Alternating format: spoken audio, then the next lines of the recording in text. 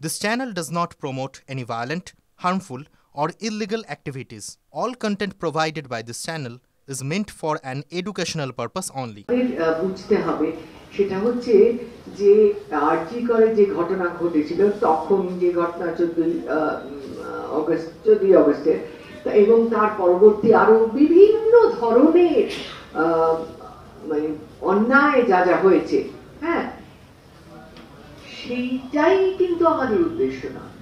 আমাদের উদ্দেশ্য একটা দীর্ঘস্থায়ী দীর্ঘমেয়াদী পরিবর্তন আনা পরিকাঠামোর মধ্যে এবং সিস্টেমের মধ্যে, এবং সেটার জন্য আমাদের লড়াই। আমরা আলাদা করে কোনো স্পেসিফিক ইনসিডেন্ট নিয়ে যদি পড়ে থাকি তাহলে কিন্তু মুশকিল, কারণ আমাদের এই চেষ্টাটা চালিয়ে যেতে হবে সমস্ত অন্যায় সত্ত্বেও।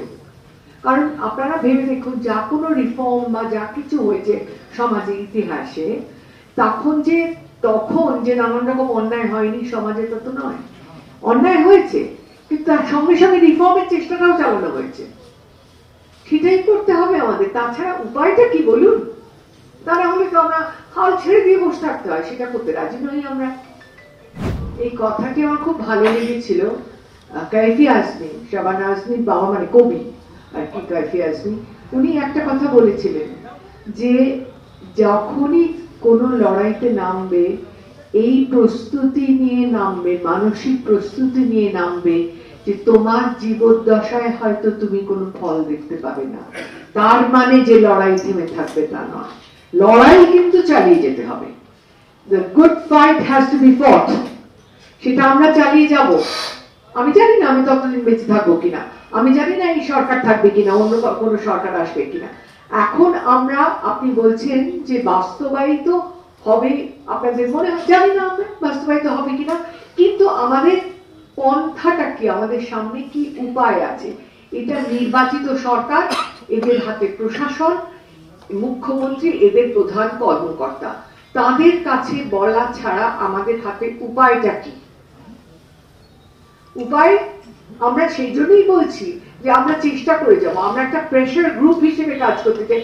শুধু আমরা এই কজন নয়, সবাই যারা আসবেন আপনারাও আসুন, মানে যত লোক আসতে পারবে এই প্রেসারটা ক্রিয়েট করতে।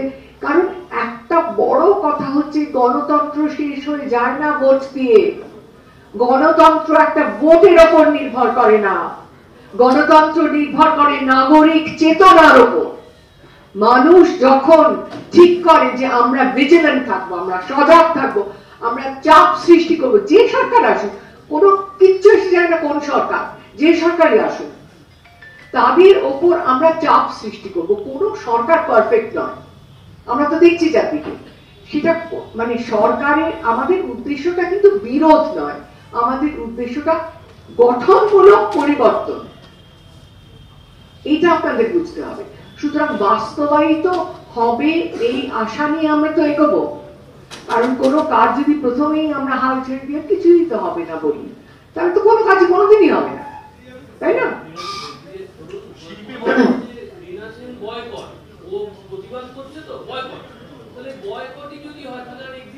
বয়কটটা কিরকম বয়কট আমি তো বুঝতে পারছি না।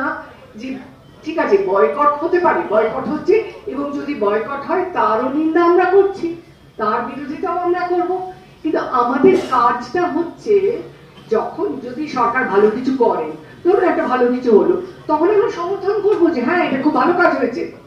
কিন্তু যখন সেটা হচ্ছে না, যদি বয়কট হয়, তাহলে সেটার বিরোধিতাও আমরা করবো, কেন বয়কট করছেন আপনারা, এটাও বলবো।